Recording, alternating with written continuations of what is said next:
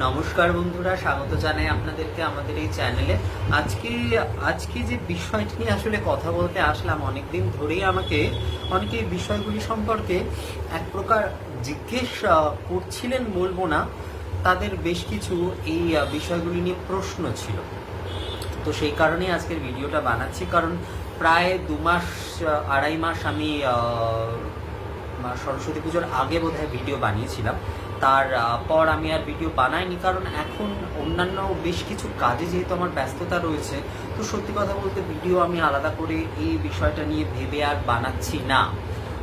কিন্তু আর এত ভিডিও রয়েছে অলরেডি হিন্দিতে এবং বাংলায়ও যথাযথ আমি যতটুকুনি প্রয়োজন আমি ততটুকুনি ভিডিও অলরেডি বানিয়ে রেখেছি। তারপরে প্রয়োজন অনুযায়ী নিশ্চয়ই বানানো হবে বা বানানোর কথা ভাববো, কিন্তু আসলে এই মুহূর্তে অন্যান্য বেশ কিছু কাজের জন্য আমি আর ভিডিওর এই বিষয়টা নিয়ে ভাবছিলাম না। কিন্তু এই একটা বিষয় নিয়ে আমাকে অনেকে অনেকবার প্রশ্ন করছেন। প্রশ্নটা হচ্ছে যে এই যে আমি যে ধূপ নৈবেদ্যের কথাটা বলি, যে ধুনুচি ধূপের মাধ্যমে যে ধূপ নৈবেদ্যের কথাটা বলি, এবং অনেকের বক্তব্য যে তারা তো ধূপকাঠি ব্যবহার করেন এবং সর্বত্রই বলতে গেলে প্রায় আমাদের যে ধার্মিক সংস্থাগুলি রয়েছে, মন্দির আদি রয়েছে, সর্বত্রই দেখতে গেলে ধূপকাঠি ব্যবহার করা হয় কম বেশি। তাহলে আমি এই জিনিসটাকে কেন প্রমোট করার চেষ্টা করছি? তো এটা কোনো প্রমোটের আমি চেষ্টা করছি না, প্রথম কথা। আর প্রমোট করবারও কিছু বিষয় নেই। হ্যাঁ, এখন কারোর যদি মনে হয় যে এটাকে প্রমোট করার চেষ্টা করা হচ্ছে, তবে তার মনে হতেই পারে।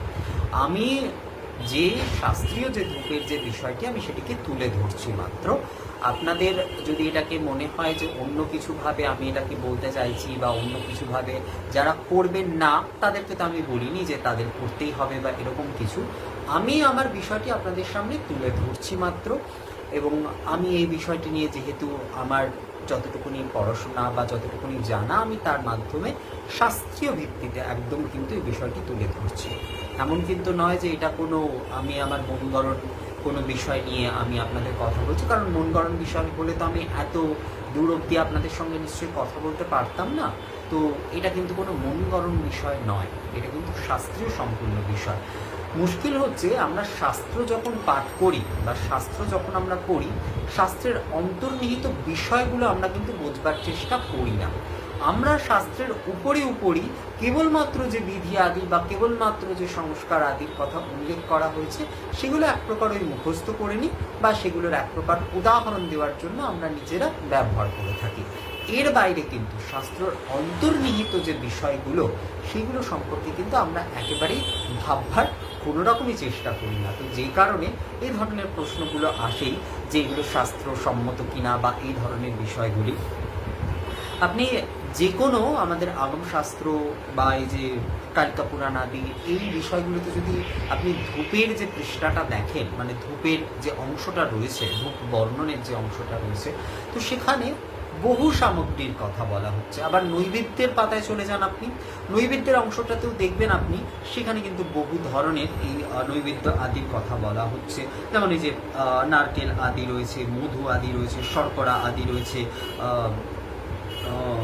গুড় আদির কথা রয়েছে, এবং কী কী ধরনের ফলের মধ্যে কত ধরনের ফল আদি দেওয়া যাবে আদি, এইটি যেরকম রয়েছে, ঠিক ধূপের মধ্যেও কিন্তু রয়েছে এই যে উল্লেখগুলি আর কি, যে সরল সার, কৃষ্ণা গুরু, তারপরে যে গুগ্গুল, চন্দন, কর্পূর, নখি, সুরধূপ, এই যে যে সমস্ত বিষয়গুলি কিন্তু রয়েছে, এগুলো কিন্তু ধূপের মধ্যে উল্লেখ রয়েছে। তো সামগ্রী হিসাবে কিন্তু নৈবেদ্য হিসাবে দেওয়ার জন্য কিন্তু এই ধূপ আদির উল্লেখ রয়েছে।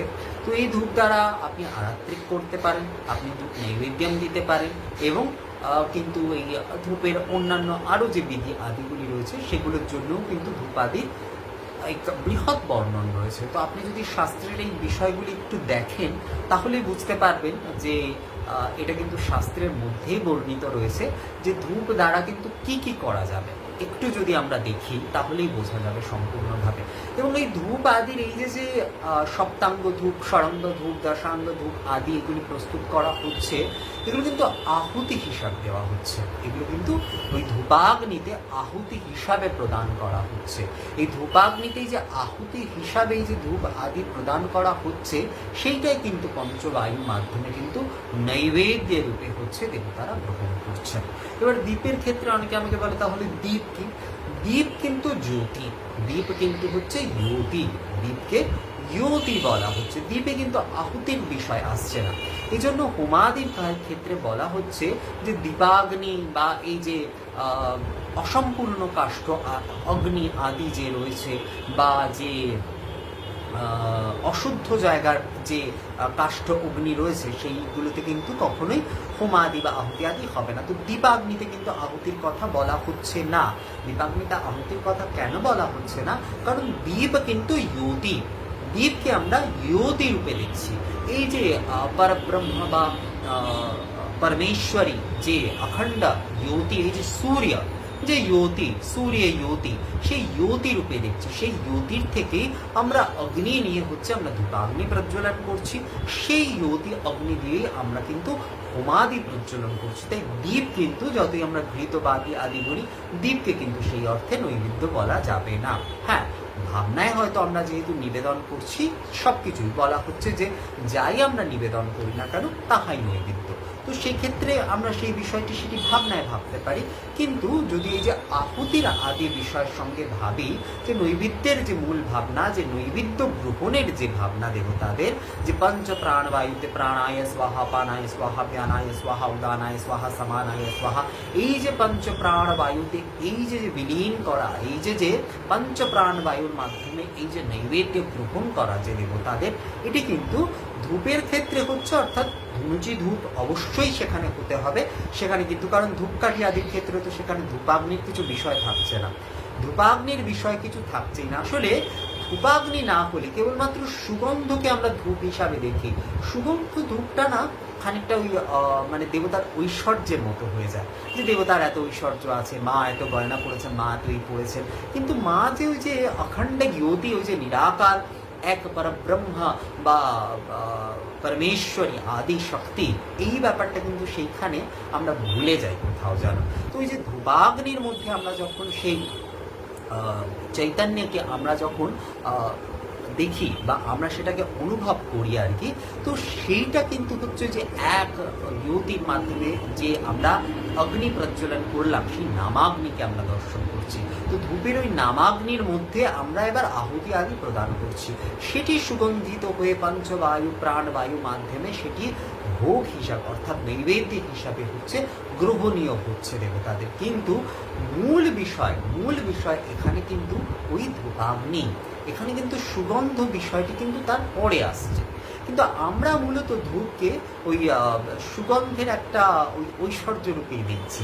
তো যে কারণে আমাদের ধূপের বিষয়টি, আমরা ধূপকাঠি আদি এই বিষয় নিয়ে আমরা শুধুমাত্র সীমিত থেকে যাই, যে ধূপের সুগন্ধ, ভালো সুগন্ধযুক্ত ধূপ দেব, বা ওই বলে না যে কড়া বা মিষ্টি গন্ধযুক্ত ধূপ দিতে হবে, বা এই জাতীয় ব্যাপার স্যাপার।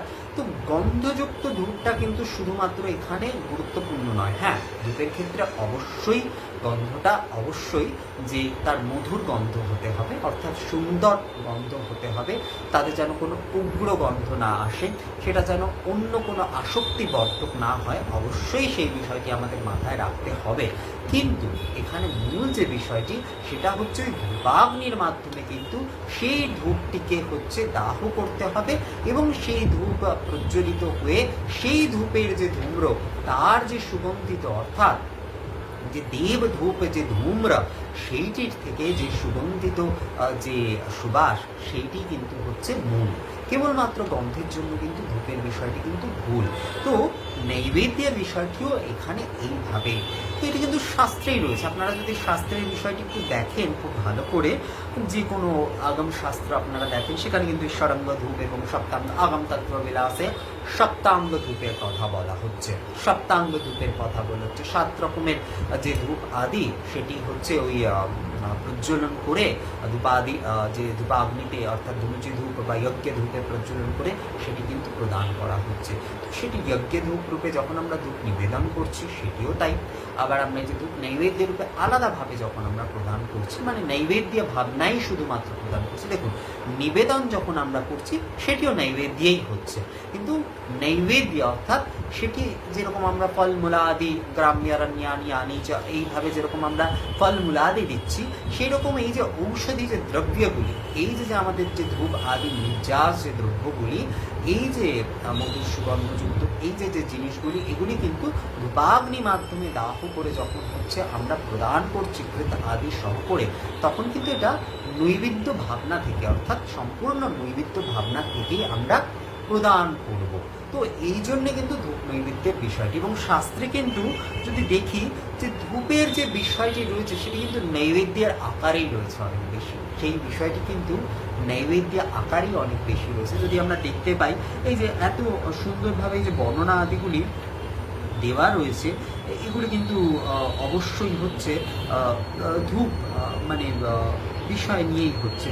যেমন এই যে বলা হচ্ছে যে এবং বলে দেওয়া হচ্ছে যে কিভাবে দেওয়া হবে সেটাও বলা হচ্ছে যে তুষার নির্ণয় ওই সকল রাশি কৃত করিয়া প্রদূপিত করিবেন না, কারণ ওইরূপ করিলে তাহা ফলপ্রাপ্ত হয় না। রাশি কৃত্যেন চৈকর্তা তৈবর্তা পরিপূজায় তুষাগ নিবর্তুলাঙ্কৃতা না তৎ ফলম অমাবাপনুয়াত। অর্থাৎ তুষাগ্নির মতো করে কিন্তু এই যে ধীমে ধীমে ধূপ দিলেও হবে না, আবার খুব তেজভাবে ধূপ দিলেও হবে না, এই যে সমস্ত কিছু ব্যাপারটা কিন্তু বলা হচ্ছে সেইখানে। এবং ফলমূলা আদির ক্ষেত্রেও কিন্তু সেইভাবে বলা হচ্ছে কোনটা কেটে দেওয়া হবে, কোনটা কিন্তু গোটা দিতে হবে, কোনটা কিন্তু একদম ওই রস বা শরবতীভাবে দিতে হবে, এই ব্যাপারগুলি কিন্তু সেখানে থাকছে। তো এই অন্তর্নিহিত যে ব্যাপারটি ধূপের এই যে বিষয়ের মধ্যে যে অন্তর্নিহিত যে বিষয়টি, এইটি কিন্তু খুব গুরুত্বপূর্ণ একটি বিষয়। আমরা এই অন্তর্নিহিত বিষয়টি সম্পর্কে আমরা আসলে খুব একটা ভাবি না, এই জন্য আমাদের কাছে ধূপ নৈবেদ্যের বিষয়টি আসে না। আমাদের কাছে ধূপকাঠি বা ওই ধূপের সুগন্ধটুকুর মধ্যেই আমরা সীমিত। কিন্তু যে হোম যেভাবে হচ্ছে, হোমের মধ্যে যেরকম হোমাগ্নি নামাগ্নি প্রজ্বলন করে তার মধ্যে আহুতি আদি দেওয়া হচ্ছে সামগ্রী এবং ঘৃত আদি, ধূপের মধ্যেও কিন্তু ঠিক সমানভাবে হচ্ছে। ধূপের মধ্যেও কিন্তু বিষয়টি এই যে সামগ্রী আদি এগুলো ঠিক সমানভাবেই দেওয়া হচ্ছে। তো এই কারণে কিন্তু এটি ধূপ বা নৈবেদ্য, এই কারণে কিন্তু এটি ধূপ বা নৈবেদ্য। তো শাস্ত্রের অন্তর্নিহিত বিষয়টি বুঝলে আশা করি যে এই ধরনের সমস্যাগুলি কিন্তু আর থাকে না।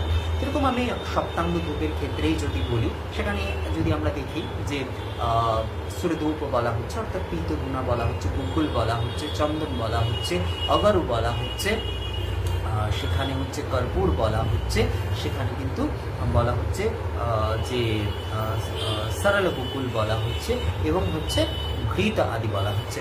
প্রত্যেকটা আগমে কিন্তু এগুলির আলাদা বর্ণন রয়েছে।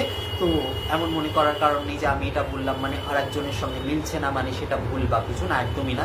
প্রত্যেকটার আলাদা, প্রত্যেকটা আগমে কিন্তু সপ্তাঙ্গ ধূপ, ষড়াঙ্গ ধূপ, দশাঙ্গ ধূপের আলাদা আলাদা বর্ণন রয়েছে এবং প্রত্যেকটাই কিন্তু সঠিক।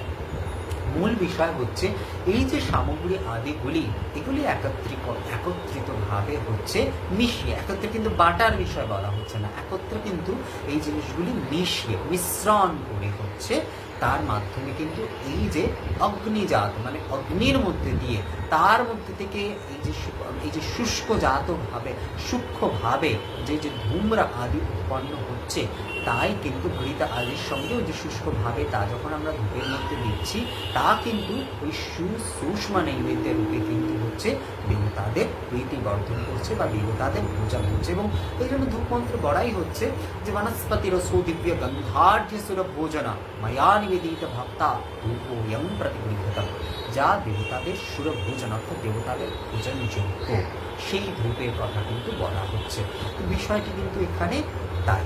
তো আশা করি এই বিষয়টি আপনাদের বুঝতে আর অসুবিধা থাকবে না যে শাস্ত্রে কিন্তু ধূপের যে বিষয়গুলি বলা হয়েছে বা ধূপ সামগ্রী আদির বিষয়গুলি বলা হয়েছে, এগুলি কিন্তু এই ধূপ নৈবেদ্য হিসাবে অর্থাৎ আহুতি হিসাবে প্রদান করার জন্যই বলা হচ্ছে।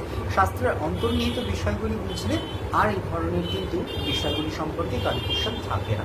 তো আশা করি বিষয়গুলি আপনারা বুঝতে কোনো রকম কোনো অসুবিধা হয়নি।